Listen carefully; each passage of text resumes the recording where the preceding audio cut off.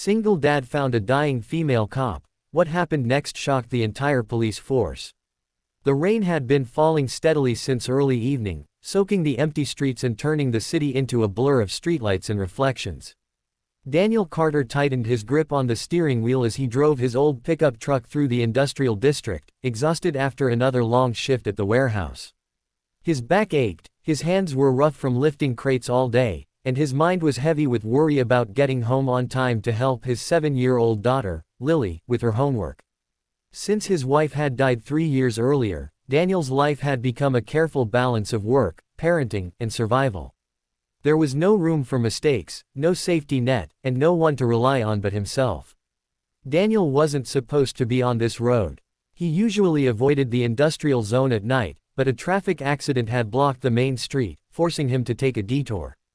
The area was quiet, too quiet. Abandoned warehouses loomed like shadows, and broken streetlights flickered weakly. As he slowed near an old shipping yard, his headlights caught something unusual near the roadside. At first, he thought it was a pile of trash or a fallen sign.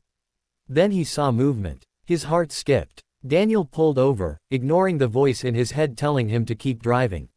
He stepped out into the rain, his boots splashing in shallow puddles, and cautiously approached the figure lying near a concrete barrier. As he got closer, his breath caught in his throat. It was a woman in a police uniform, soaked in blood, her body twisted unnaturally, her breathing shallow and uneven. "Oh my God," Daniel whispered, dropping to his knees beside her. The female officer's face was pale, her lips blue, and there was a dark stain spreading across her abdomen.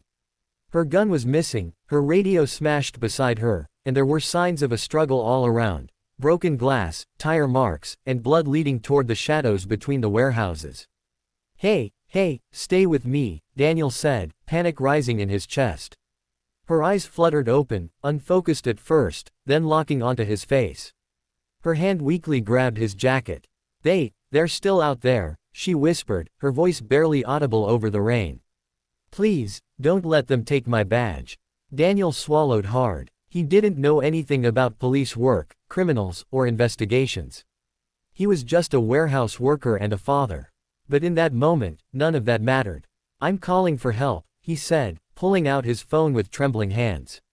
"No," she gasped, squeezing his arm with surprising strength. "They jammed my radio. If you call now, they'll hear. Please, listen to me." Daniel froze. Fear crawled up his spine. "My name is Officer Emily Reyes," she continued, coughing violently. "Internal Affairs, undercover. The cops who did this, they're dirty. They'll kill me if they find me." Daniel's mind reeled. Corrupt cops. Undercover. This was far beyond anything he had ever imagined. He wanted to run. He wanted to pretend he never saw her. But then he thought of Lily, her small hands holding his, her trust in him to always do the right thing. "What do you need me to do?"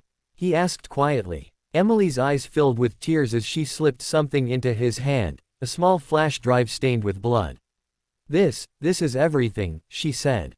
"Names, evidence, video. If I die, you have to give it to Captain Harris. He's clean. Promise me." Daniel nodded, his throat tight. "I promise." Her grip loosened, her eyes closing again. Daniel didn't hesitate anymore. He lifted her carefully, ignoring the pain in his arms and back, and carried her to his truck.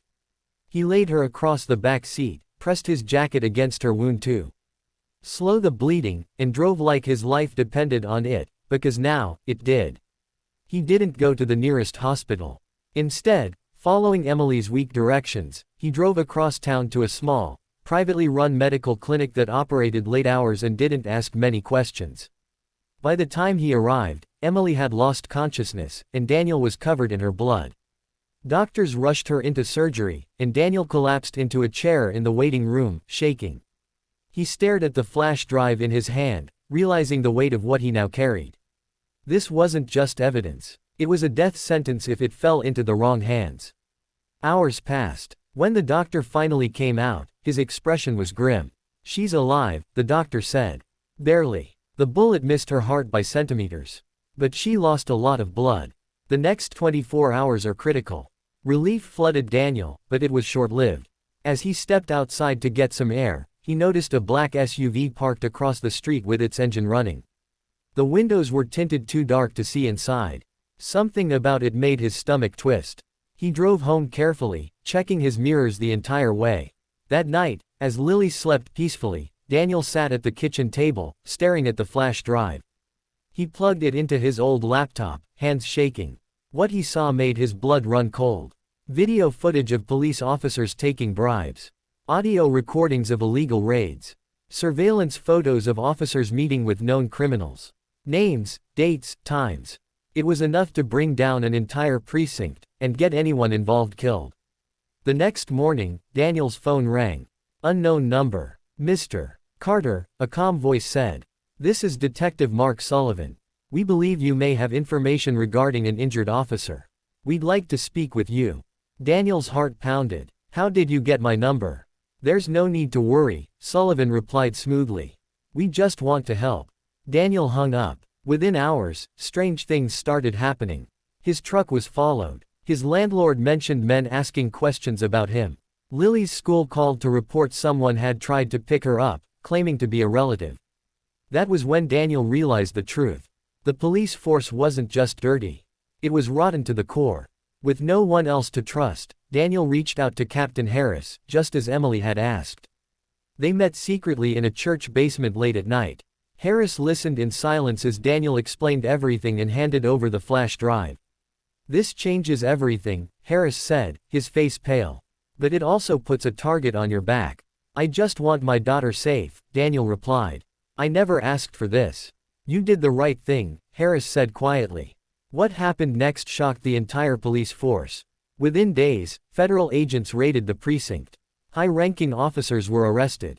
Evidence seized. Media swarmed the city. Officer Emily Reyes, against all odds, woke up and testified from her hospital bed, confirming everything Daniel had provided.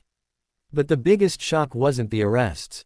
It was Daniel, the quiet single dad, warehouse worker, nobody special, who stood in front of cameras, refused witness protection, and testified openly, risking his life so the truth would come out. His courage inspired other officers to come forward, breaking a wall of silence that had stood for decades. The police force was dismantled and rebuilt. New leadership took over. Training programs were rewritten. Oversight became stricter than ever before. Emily survived. Months later, she stood outside Daniel's small house, no longer in uniform, holding a badge in her hand. You saved my life, she said. And a lot of others. Daniel smiled softly, Lily peeking out from behind his leg. I just did what anyone should do. Emily shook her head. No, you did what most people are too afraid to do. The story of the single dad who found a dying female cop spread across the country, becoming a symbol of courage, integrity, and the power of ordinary people to change a broken system. And for Daniel Carter, life finally became something more than survival. It became hope.